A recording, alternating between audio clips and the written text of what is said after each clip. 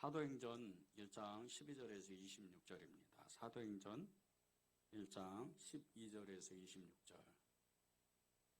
앞에 PPT에도 나오는데 우리 한 절씩 교독하겠습니다.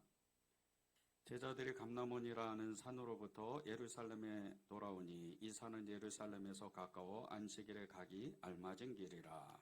들어가 그들의 요한은 다락방으로 올라가니 베드로, 요한, 야고보, 안드레와 빌립, 도마와 바돌로메, 마테와 및 알페오의 아들 야고보, 셀롯인 시몬, 야고보의 아들 유다가 다 거기 있어.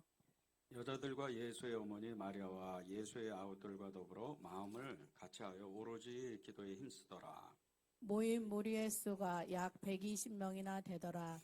그때 베드로가 그 형제들 가운데 일어서서 이르되 형제들아, 성령이 다윗의 입을 통하여 예수 잡은 자들의 길잡이가 된 유다를 가리켜 미리 말씀하신 성경이 응하였으니 마땅하도다. 이 사람은 본래 우리 수 가운데 참여하여 이 직무의 한 부분을 맡았던 자라. 이 사람이 불의의 싹으로 밭을 사고 후에 몸이 곤두박질하여 배가 터져 창자가 다 흘러나온지라. 이 일이 예루살렘에 사는 모든 사람에게 알리어져 그들의 말로는 그 밭을 아겔다마라 하니 이는 피밭이라는 뜻이라. 시편에 기록하였으되 그의 거처를 황폐하게 하시며 거기 거하는 자가 없게 하소서 하였고 또 일렀으되 그의 직분을 타인이 취하게 하소서 하였도다. 이러함으로 요한의 세례로부터 우리 가운데서 올려져 가신 날까지 주 예수께서 우리 가운데 출입하실 때에 항상 우리와 함께 다니던 사람 중에 하나를 세워 우리와 더불어 예수께서 부활하심을 증거할 사람이 되게 하여야 하리라 하거늘. 그들이 두 사람을 내세우니 하나는 바사바라고도 하고 별명은 유스도라고 하는 요셉이요 하나는 마띠아라. 그들이 기도하여 이르되 무사람의 마음을 아시는 주여 이 두 사람 중에 누가 주께서 택하신 바 되어 봉사와 및 사도의 직무를 대신할 자인지를 보이시옵소서. 유다는 이 직무를 버리고 제 곳으로 갔나이다 하고. 함께 읽겠습니다. 제비 뽑아 마띠아를 얻으니 그가 11사도의 수에 들어가니라. 아멘. 하나님의 말씀입니다. 오늘 이렇게 사도행전 두 번째 시간인데 하나님께서 여러분에게 성령으로 충만하시기를 정말 간절히 하나님이 여러분에게 그렇게 바라고 계십니다. 오늘 성령 충만한 시간이 되기를 바랍니다. 제 사무실에 어떤 사회가 한 분이 이렇게 글을 하나 글귀를 써줘서 액자를 만들어 가지고 이렇게 걸어놓은 글귀가 하나가 있습니다. 근데 그 글귀가 이런 글귀예요. 성령 충만 목양일념. 그 글을 볼 때마다 늘 그런 생각을 하는 거예요. 늘 성령 충만하고 정말 목양에 일념을 하자. 목양에 초점을 맞추자. 그런데 목양을 잘 하려면 성령 충만해야 된다. 그래서 제 마음에 늘 성령 충만을 갈구하고 또 그 성령 충만하도록 제가 주님 앞에 제 마음을 드리고 제 시간을 드리고 그런 시간을 이렇게 보내고 있습니다. 여러분은 성령 충만하신가요? 지금? 여러분 스스로 생각하기에 정말 나는 성령 충만하다. 이런 생각을 하시나요? 그 성령 충만하다면 그 성령 충만의 증거가 과연 무엇일까요? 어떤 사람은 정말 어떤 큰 능력을 행하고 기적과 이적과 표적을 나타내고 은사가 임하고 이런 것을 성령 충만이라고 말하는 사람들도 있습니다. 그것이 틀린 말은 아니에요. 그런데 그보다 더 깊은 차원의 성령 충만이 있어요. 그것은 하나님의 기쁨이 임하는 겁니다. 하나님의 기쁨이 임하고 나도 모르게 내 안에서 예수님의 이름을 계속 부르는 거예요. 예수님을 사랑한다고 고백하고 예수님을 의지한다고 고백하고 예수님을 따라가겠다고 고백하고 예수님이 전부라고 고백하는 이것이 진짜 성령 충만이라는 거예요. 여러분이 진짜 성령 충만하다면요. 다른 것은 생각 안 합니다. 오직 예수님만 생각하게 돼 있어요. 그분을 어떻게 하면 사랑할까? 그분을 어떻게 하면 쫓아갈까? 그분을 어떻게 하면 기쁘게 할까? 이런 생각을 계속 하게 된다는 겁니다. 왜 우리가 성령 충만을 받아야 될까요? 왜 성령 충만을 우리가 유지해야 될까? 항상 왜 성령 충만을 우리가 늘 갈구하고 그것을 위해서 우리가 주님을 부르고 쫓아가고 그렇게 주님을 따르기를 계속해서 원할까요? 그것은 하나님의 일을 하기 위해서는 성령으로 충만하지 않으면 할 수가 없다는 거예요. 하나님으로 우리가 충만하게 될 때, 성령으로 충만하게 될 때, 그 성령님이 나에게 100% 충만하고 차고 넘쳐서 다윗이 그렇게 고백한 것처럼 내 잔이 넘치나이다. 그 고백이 나와야 성령이 흘러 넘쳐야 하나님의 일을 할 수 있다는 거예요. 여러분 안에 100% 중에 한 60%, 70% 성령으로 충만하다면 그것은 하나님의 일이 아닐 수도 많아요. 왜 그러냐면요. 그 일을 함으로 인해서 여러분이 나의 의의를 드러내고 그리고 다른 사람에게 상처를 줄 수도 있거든요. 그런데 성령 충만한 사람은 항상 기쁨을 유지하고 또 예수님이 가득 차고 넘쳐서 그리스도 예수님의 마음을 품습니다. 그 예수님의 마음은 항상 다른 사람을 향해서 예수님의 사랑을 전해주고 다른 사람이 나보다 낫게 여기고 그 사람을 배려하면서 그 사람이 어떠함에 상관없이 항상 그 사람을 좋아하고 사랑하고 또 그 사람을 위해서 기도한다는 겁니다. 이게 성령 충만한 사람 그리고 하나님의 일을 하고 싶어하는 사람의 모습이에요. 여러분이 늘 성령 충만을 갈구하고 그리고 성령 충만을 유지한다면 하나님은 여러분을 한 사람 한 사람을 하나님의 편에서 여러분을 쓰시고 그리고 그 일로 인해서 하나님의 영광을 받으시는 거예요. 그러면 우리가 어떻게 하면 성령 충만을 받을 수 있을까요? 흔히들 생각하기에 기도를 많이 하면 그리고 봉사를 열심히 하고 또 선한 일을 하며 성령 충만을 받을 수 있다. 예, 맞습니다. 기도를 열심히 하면 성령 충만을 받을 수 있어요. 정말 여러분이 기도에 초점을 맞추고 기도하면 하나님은 여러분에게 성령 충만을 반드시 주십니다. 오늘 말씀도 그렇죠. 마가다라 방에서 이 120명이나 되는 사람이 모여서 기도하기 시작을 합니다. 그리고 그들은 끝내 열흘이 못 되어서 성령 충만을 받아요. 여러분이 성령 충만을 받으려면 정말 기도해야 돼요. 그런데 이 기도하는 것이 그냥 혼자 기도하기보다는 다른 사람과 그리고 다른 사람의 그 마음과 합해서 기도할 때 그 능력이 더 크게 나타난다는 거예요. 13절에서 15절을 보겠습니다. 들어가 그들이 요하는 다락방으로 올라가니 베드로, 요한, 야고보, 안드레와 빌립, 도마와 바돌로메, 마테오와 및 알페오의 아들 야고보, 셀로닌 시몬, 야고보의 아들 유다가 다 거기 있어 여자들과 예수의 어머니 마리아와 예수의 아우들과 더불어 마음을 같이하여 오로지 기도에 힘쓰더라. 오직 모인 무리의 수가 약 120명이나 되더라. 마가의 다락방에서 성령님이 임하시기 전에 제자들이 제일 먼저 했던 게 기도입니다. 그건 주님이 명령을 하신 거예요. 기도해라. 성령이 오시기까지. 그게 오로지 기도한 겁니다. 근데 이 기도가 120명이 그 마가의 다락방에 모여서 기도하기 시작을 한 거예요. 근데 생각해 보세요.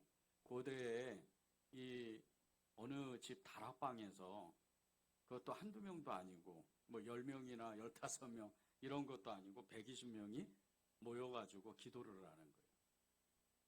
요즘처럼 무슨 건축 기술이 좋아가지고 집을 아주 튼튼하게 짓거나 그리고 정말 이렇게 넓은 다락방을 지어가지고 120명이 충분히 들어갈 수 있는 이런 자리라면 괜찮아요. 저희 교회도 예배당이 이게 의자를 전체적으로 다 합해도 60개가 못 돼요. 그 예배당, 그 마가다락방에서 그 120명이나 되는 사람이 모여서 지금 기도하고 있는 거예요. 그러면 첫 번째로 이 마가다락방에서 120명이 기도하게 되면요. 굉장히 좁아요. 사람이 다닥다닥 붙어야 됩니다. 그래서 정말 기도에 초점을 맞추지 않고는 기도할 수가 없습니다. 옆에 사람이 이렇게 붙으면 때로 이렇게 짜증날 만도 한데 그런 것에 상관없이 기도하는 거예요. 두 번째는 이 마가의 다락방에서 문을 다 걸어 잠그고 그리고 이 사람들은 120명이나 기도하고 있는 거예요. 그 이유는 로마 군인들과 이 유대 지도자들, 이 사람들이 너무 무섭기 때문이에요. 저 문을 열면 문을 부수고 이 사람들을 자기들을 다 잡아갈 수 있는 그런 권한을 가지고 있는 사람들이 로마 군인들이고 지금 유대 지도자들이에요. 예수님이 며칠 전에 십자가에서 돌아가실 때 이 제자들이 뿔뿔이 흩어지고 예수님을 부인하고 베드로는 저주까지 했던 이유는 목숨이 무서웠기 때문에 죽음이 무섭고 정말 그 엄청난 고문과 그 고통이 너무 견디기 어렵기 때문에 지금 이 120명이 그런 마음으로 기도하는 거예요.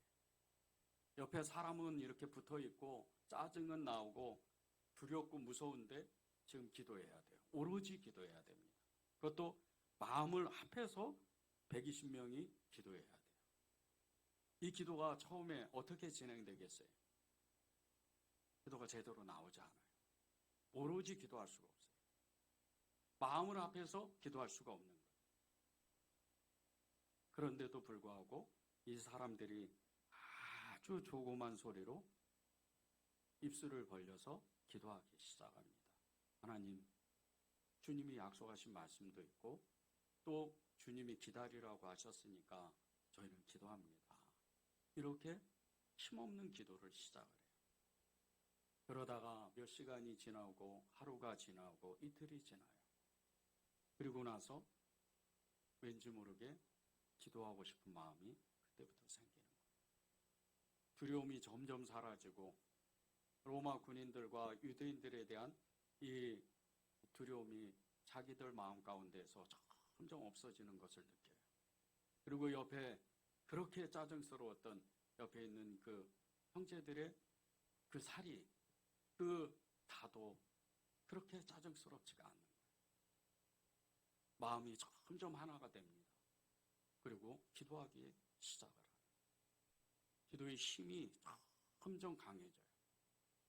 처음에는 너무 미미한 소리였는데 이 기도 소리가 점점 힘이 있어지고 점점 강해지는 거예요.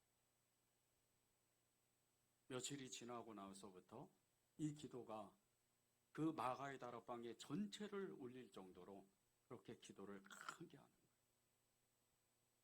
그 마가 다락방 전체는요, 그 2층 그 다락방에 앉아서 기도하는 모든 사람들의 기도로 인해서 그 자리는 웅웅 소리가 계속 나는 거예요. 곧 무슨 일이 터질 것 같이 그렇게 강력한 기도가 일어나는 겁니다.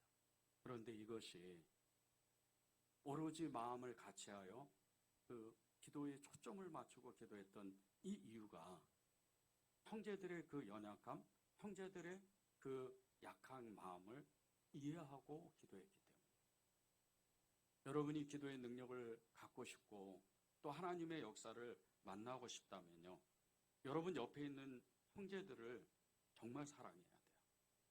우리 옆에 있는 형제들을 한번 보세요. 얼굴이 어떤지. 이게요, 기도의 능력의 첫 번째 하나님이 주신 은혜입니다. 혼자 기도하는 것보다 너희가 두 사람이 마음을 합해서 예수님을 향해서 예수님의 이름을 부르고 기도하는 이 능력, 이것은 하늘의 문이 열린다고 그랬어요. 혼자는 약하고 둘은 강하고 삼겹줄은 끊어지지 않는다 그랬는데 기도의 그 연합이 완전히 하나 돼서 기도할 때 하나님은 그 기도의 모임에 무엇이든지 하나님이 역사를 하십니다. 그 기도가 어떠한 기도든지 하나님이 받으시기에 말도 안 되는 그런 요구를 하셔도 해도 하나님이 그 기도를 받아내시는 거예요. 왜 그런 줄 아십니까? 마음이 합했기 때문이에요. 이 기도를 우리가 하나님 앞에 드려야 돼요. 이 땅에 진정한 부흥을 원하는 많은 사람들이 있어요. 이것을 위해서 끊임없이 한평생도록 기도하는 사람도 있습니다. 하나님의 일을 하려고 끊임없이 기도하는 사람이 지금도 어딘가에서 기도를 하고 있어요. 그런데 그 사람들의 마음은요, 늘 다른 사람을 배려하는 거예요. 늘 형제들을 생각하고 그 형제를 위해서 그 사람의 형편과 처지에 어떠함에 상관없이 그 사람을 위해서 예수님의 마음으로 기도하는 거예요. 마음이 앞에서 오로지 기도에 힘썼더라. 이것은요, 하나님의 엄청난 역사를 만들어요. 제가 14절을 다시 한번 읽겠습니다. 여자들과 예수의 어머니 마리아와 예수의 아우들과 더불어 마음을 같이하여 오로지 기도에 힘쓰더라. 오로지 기도에 힘쓰더라.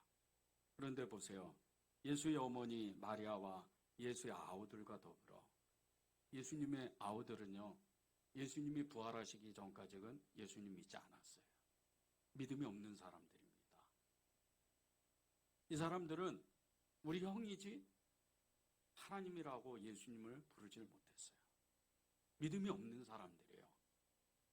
그런데 이 사람들, 예수님을 믿지 않는 사람들, 예수님의 그 아우들, 형제들 뿐 아니고 이 120명 안에는요, 잘난 척하는 사람, 예수님을 버리고 도망간 사람, 비겁하고 교만하고 무능한 사람들, 이 사람들이 지금 모여 있는 거예요. 이 사람들이 마음이 모아지니까 그런 엄청난 기도의 역사를 만들어내는 거예요. 그런데 이 형제들이요, 이 120명의 성도들이 왜 마음이 모아진 이유가 뭐냐면요, 자신들의 그 연약함.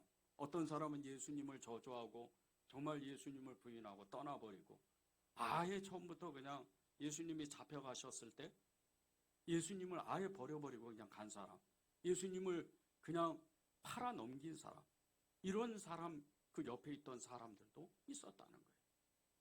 예수님을 아예 믿지도 않는 사람들, 영적인 교만 때문에 그냥 예수님이 계셨을 때, 예수님이 이 땅을 다 통치하실 때, 다스리실 때 그 오른편 왼편에 앉아서 자기도 권세를 행하려고 했던 사람들도 있었다는 거예요.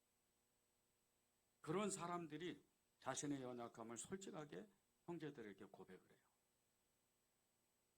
나는 이런 죄를 지었어요. 나는 이런 연약함이 있습니다. 이렇게 고백하기 시작하는 거예요. 이 능력 때문에 마음이 모아지는 거예요.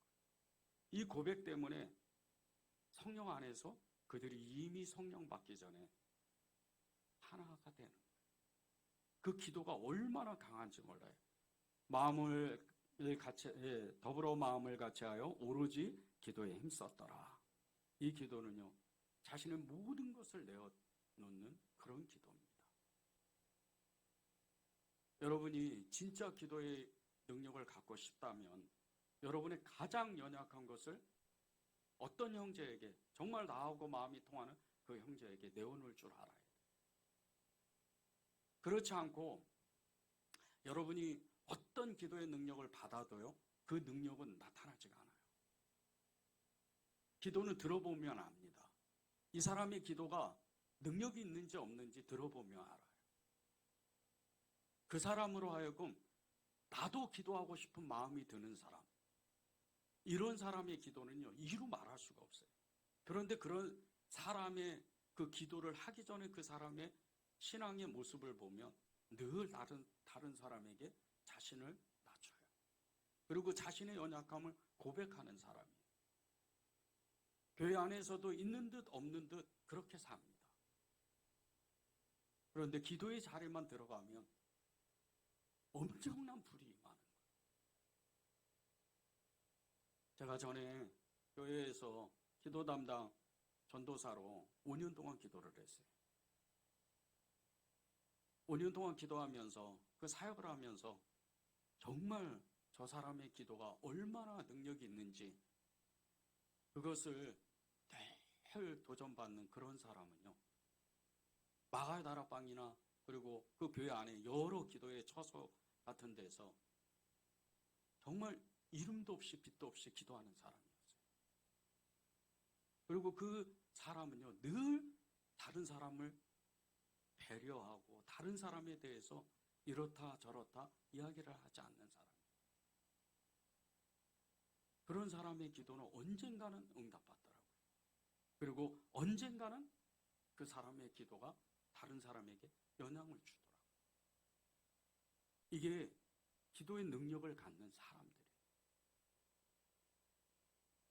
다른 사람에 대해서 이해와 용서의 마음을 갖고 조건 없는 연합과 진정한 그 마음을 그 사람에게 내어주고 연합하는 이런 사람의 기도. 이 사람의 기도가 역사를 만드는 거예요. 성령의 강력한 힘을 만드는 겁니다. 2007년 평양 대부흥 100주년 기념대회를 그 서울 상암경기장에서 열었어요. 그때 이제 주제 설교를 하셨던 분이 사랑의 교회 오관원 목사님입니다. 그 목사님이 설교를 하시는데 여러 가지 설교 중에 그 주된 내용이 회개하자였어요. 지난 100년 동안 하나님이 어마어마한 역사를 만들고 세계적으로 수세기 동안 전후후무한 역사를 만들어서 1200만 명이나 되는 그리스도인이 이 대한민국 땅 안에, 한국교회 안에 나타났지만 이 대한민국 땅은 변하지 않았다. 그러면서 진짜 회개를 해야 된다. 우리가 무늬만, 모양만 그리스도인처럼 그렇게 살면 안 된다. 말씀을 들어도 삶의 변화가 없고 기도하는 사람이 점점 사라져가는 이 세대에 정말 하나님이 요구하시는 것은 진정한 회개다. 그렇게 선포를 하셨어요. 그리고 맨 마지막에 주여 한국교회를 살려주옵소서, 통회하고 자복하는 영을 이 한국교회에 부어주십시오. 이렇게 기도했어요. 그러면서 목사님이 교단과 교단 사이에 대한 이 이야기를 하셨어요. 다른 교단에 대한 판단하는 마음, 다른 사람에 대한 판단하고 정죄하는 그런 마음들이 부흥을 막는 것이다. 여러분이 진짜 기도의 사람이 되고 하나님의 역사를 만들려 그런 기도의 능력자가 되려면요, 여러분이 늘 자신을 낮춰야 돼요. 늘 다른 사람을 배려하고 그 사람이 나보다 낫다고 여겨야 돼요. 그것이 기도의 첫 번째 능력입니다. 성령을 받을 수 있는 하나님의 통로예요. 성령 충만을 받는 두 번째 방법은요, 하나님께서 인정한 사람을 소중히 여기는 거예요.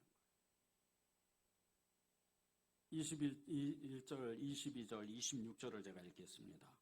이러함으로 요한의 세례로부터 우리 가운데 올려져 가신 날까지 주 예수께서 우리 가운데 출입하실 때 항상 우리와 함께 다니던 사람 중에 하나를 세워 우리와 더불어 예수께서 부활하심을 증언할 사람이 되게 하여야 하리라 하거늘.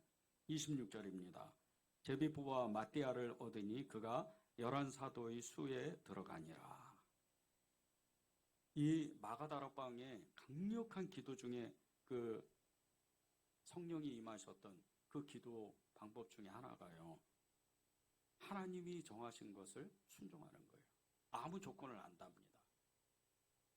하나님이 정해놓은 그 모든 것들을 그냥 생각도 없이 순종을 하기 시작하는 거예요. 절대적으로 순종하는 거예요. 어떤 것도 판단하지 않는 거예요.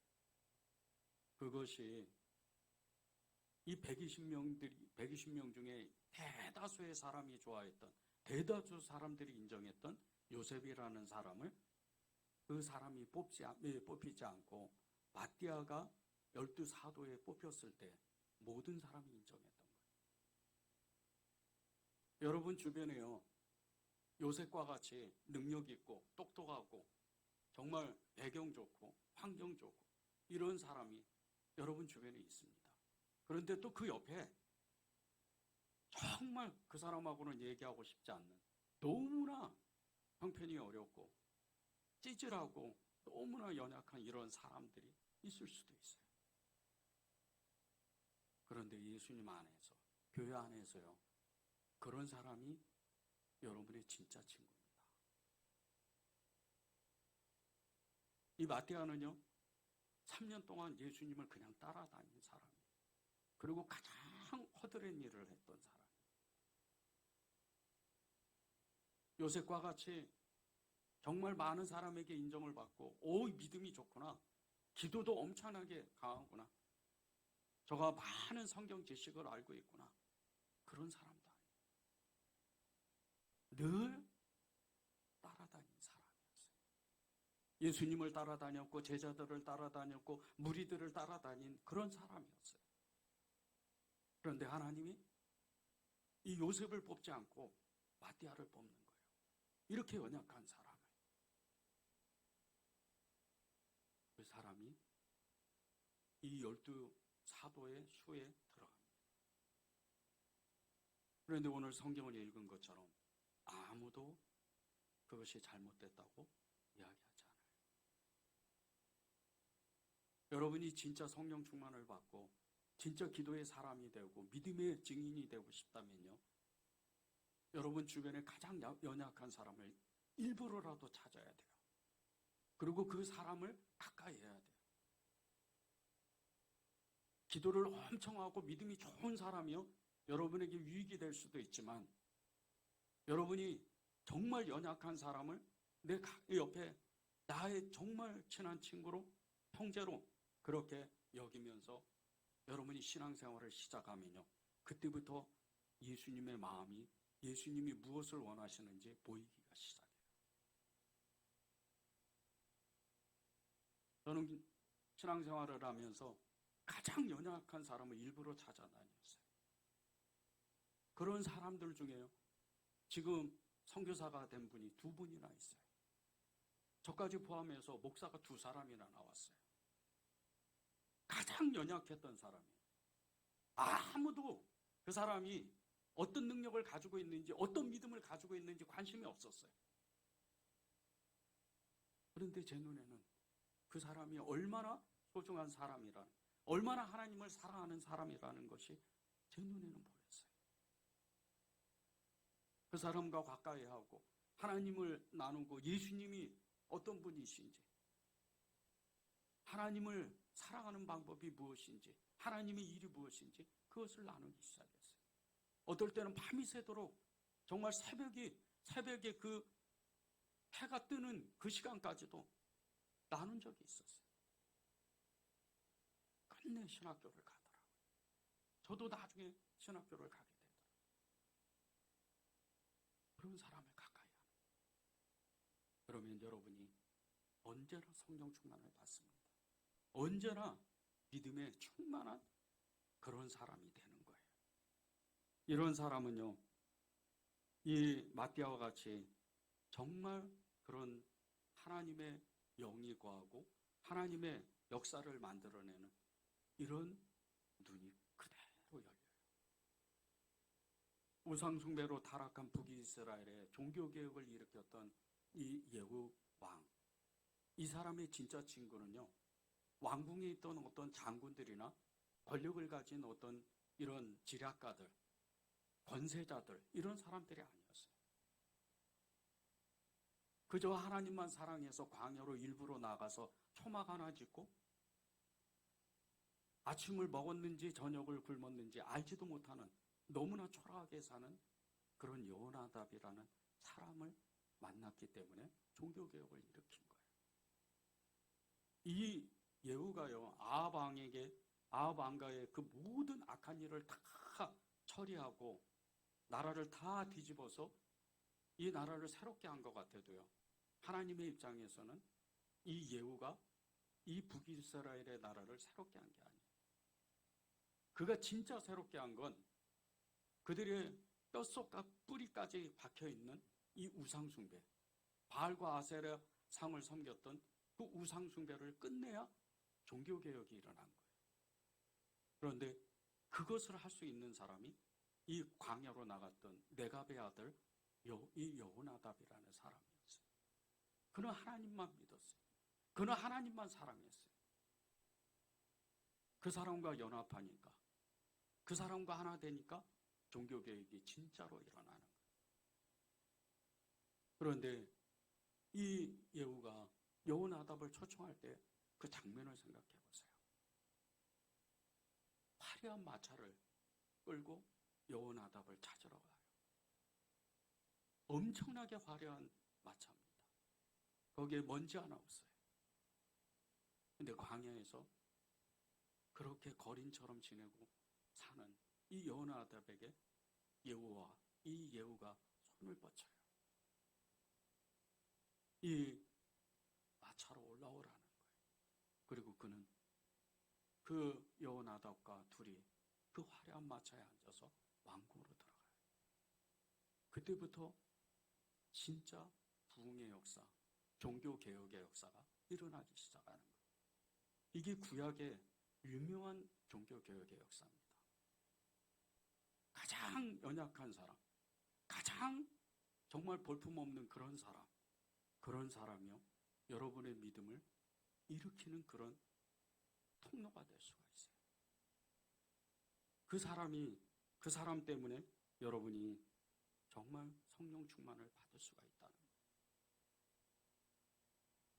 여러분에게 마테오 같은 사람이 내 주변에 어디에 있는지 잘 살피십시오.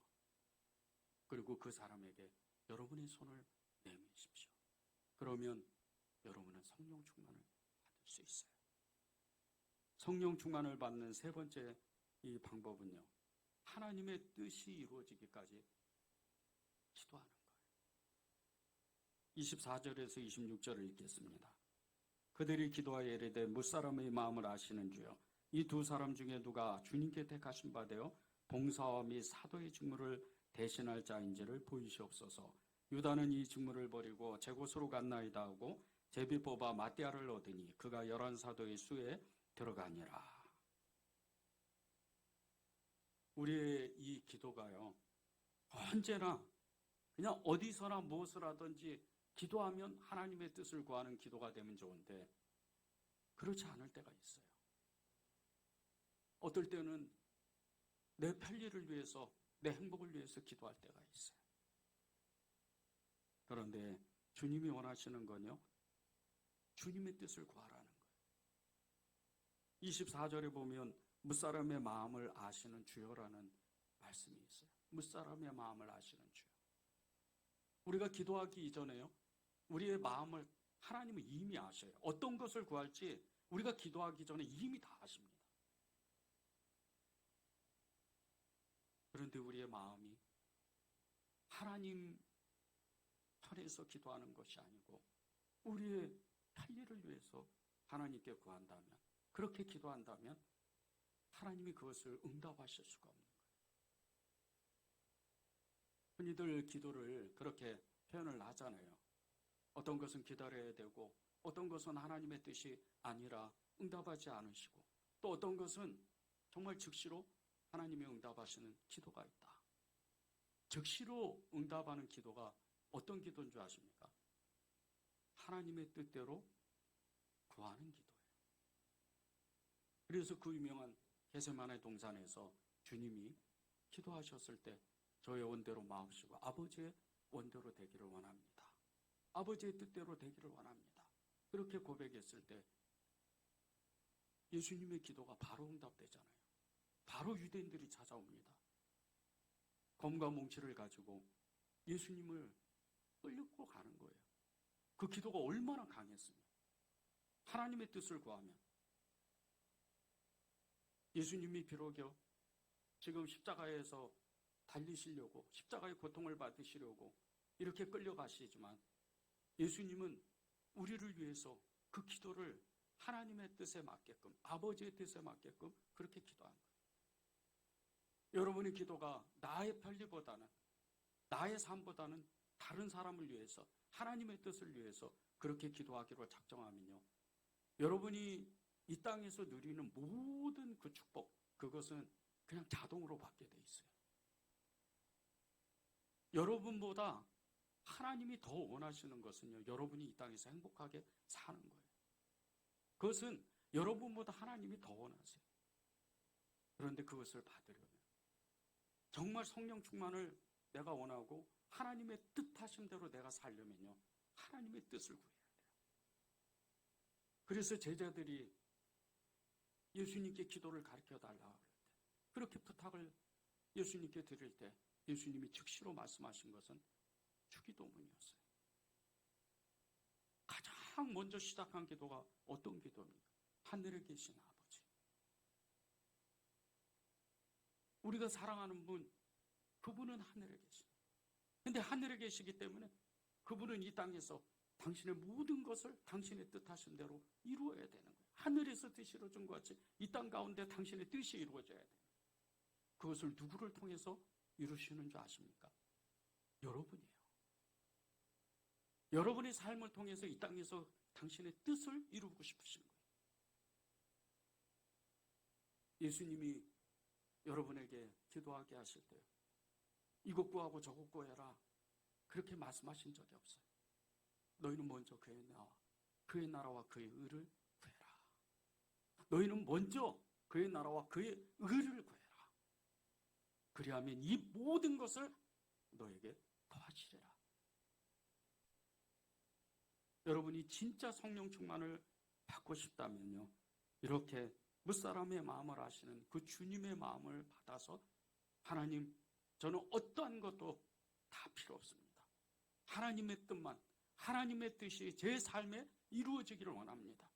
그렇게 기도하는 거예요. 무사람의 마음을 아시는 주여, 이 말씀이 우리가 실제가 되는 것이요, 주님의 뜻이에요. 이 기도는요, 하나님이 우리를 어떻게 사용하실지, 당신의 뜻이 어떻게 우리 삶 속에 나타날지 아무도 모릅니다. 그런데 어떤 사람은요, 이 기도 하나 때문에, 무사람의 마음을 아시는 그 주님의 마음을 구하는 그 하나 때문에 온 민족을 변화시키는 사람이 될 수도 있어요. 1907년 평양 대부흥의 그 핵심은요, 이 엄청난 성령의 역사는 지난 100년 동안, 100년이 넘게끔 한 나라 민족의 역사가 바뀌는 그런 대부흥의 역사를 만들었어요. 그것도 1년도 아니고 수년도 아니고 100년 가까이. 이 대한민국 땅이 변한 것은요, 성령의 역사예요. 교육이 변했죠. 사람들이요, 생각이 바뀌어가지고 문화가 완전히 바뀌는 거예요. 전에는 종살이 하던, 전에는 정말 천한 일을 했던 그런 사람들, 늘 집안에 묶여서 공부를 하지 못했던 이 여인들이 공부하기 시작해요. 그때부터 나라가 바뀌는 거예요. 이 나라가 공산화가 되지 않는 이유, 이 나라가 정말 위험에 빠지지 않는 이유도요, 부흥 때문이에요. 성령의 역사 때문이에요. 교회 때문이에요. 성령이 운행하시니까 100년을 넘게 그렇게 한 나라 민족이 부흥을 경험하는 거예요. 이런 역사는 20세기 초에 부흥이 일어났던 전 세계적으로, 미국의 아주사 거리를 시작해서 아프리카로, 인도로, 중국으로, 이 엄청난 역사, 영국의 웨일즈의 부흥들, 그런 역사보다 훨씬 큰 역사예요. 지난 기독교 2000년 역사에 이 한국교회 평양 대부흥의 역사는요, 전무후무한 역사예요. 하나님의 놀라운 계획이 있었어요. 그런데 이 기도의 핵심은요, 이 부흥의 핵심은 세 가지였어요. 하나님의 말씀과 그리고 기도와 회개였어요. 이게 주님의 뜻입니다. 영국의 웨일즈 부흥이나 아주사 거리의 이 부흥, 이 아프리카의 부흥, 그리고 인도의 이 부흥들은요, 성령의 감동적인 그 갑자기 성령이 일하시는 그 부흥 때문에 주로 은사들, 그리고 단시간 내에 나타나는 그런 부흥들이었어요. 그런데 이 평양 대부흥의 역사는요, 특별하게 말씀을 공부하다가 말씀 사경의 속에서 부흥이 일어나기 시작을 하는, 성경을 나누는데 말씀이 찔림을 받는 거예요. 그리고 통곡하면서 회개하는 기도가 일어나는 거예요. 그 시발점은 말씀이었어요. 이게 주님의 뜻입니다. 은혜제일교회가 지금 계속해서 성경을 읽자고 해요. 어떻게 보면 너무 단순하게 성경만 읽읍시다, 이렇게 표현할 정도로 성경을 읽자고 해요. 그런데 가만히 보십시오. 여러분 중에는 그것을 순종하는 사람도 있고 순종하지 못하는 사람들도 있습니다. 그런데 순종하게 되면요, 부흥이 일어나는 거예요. 지난주 금요 성령 집회 때 예배가 다 끝났는데 한 집사님이 저 끝에 뒷자리에 앉아서 정말 이루 말할 수 없는 통곡을 하는 거예요. 중년 남자가 꺼이 하면서 눈물을 다 쏟아내는 회개하는 그 모습을 부흥이 이것이다. 그리고 그 집사님과 30분 정도 이야기를 했어요. 그런데 그 집사님의 마음에는 이미 부흥이 임한 거예요. 2달 전부터 왠지 모르게 성경을 읽고 싶은 거예요. 너무 피곤해서 어느 날은 한 장을 읽고 어느 때는 정말 거의 밤이 새도록 성경을 읽었다는 거예요. 그렇게 금요일 날 진정한 회개가 터지기 이전에 이미 3일 전부터 어느 날은 성경을 정말 수십 장을 읽을 정도로 그렇게 말씀 앞에 자기도 모르게 끌려가더라는 거예요. 그리고 기도가 터지고 부흥이 일어나는 거예요. 여러분이요, 정말 성령 충만하고 싶으면요, 성경을 먼저 읽으세요. 그리고 기도하기 시작하십시오. 그리고 진정한 회개가 일어나야 돼요. 2007년도 상암 경기장에서 오가는 목사님이 정말 통렬한 그 마음으로 이 한국교회 성도들, 1000만 그리스도의 성도들을 향해서 진정한 회개를 하자. 사덕교회도 그렇게 망했다. 그렇게 외쳤던 것은요, 많은 사람들이, 너무나 많은 사람들이 믿음 따로 삶 따로 그렇게 정말 무늬만 종교 생활을 하는 너무나 많은 사람들 때문에. 여러분이 성령 충만해야 되는 이유는 뭔지 아십니까? 그것은요, 여러분이 무슨 엄청난 복을 받기 위해서 성령 충만하는 게 아니에요. 하나님이 성령 충만을 여러분에게 주시는 이유는 딱 한 가지입니다.